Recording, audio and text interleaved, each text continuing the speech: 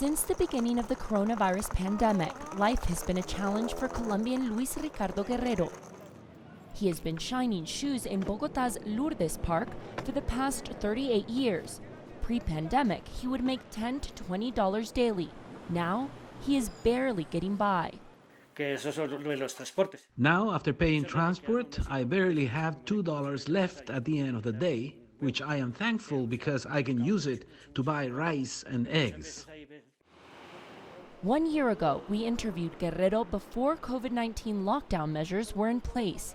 At the time, he believed the restrictions would last for a weekend, so he expected to earn a few more dollars to get through a couple days with food. But Colombia went into one of the world's longest shutdowns, lasting nearly 6 months.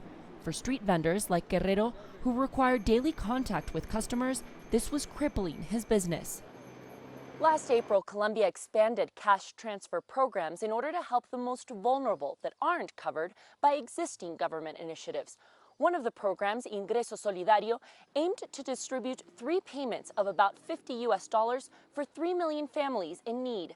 But some experts are raising concerns and say that inequality could continue to rise. Colombia's Economic Research Institute, FedDesarrollo, says 2.3 million people could fall below the poverty line in 2021. Pre-pandemic, the government was already dealing with the lack of resources to subsidize families, and the impact of COVID-19 has exacerbated the situation.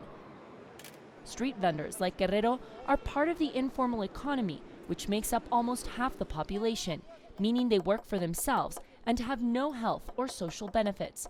One analyst shares his concerns. It is very hard to increase formal job growth, and more so if things were bad and now you have a pandemic that throws back all the advances made in the last 10 years in terms of employment.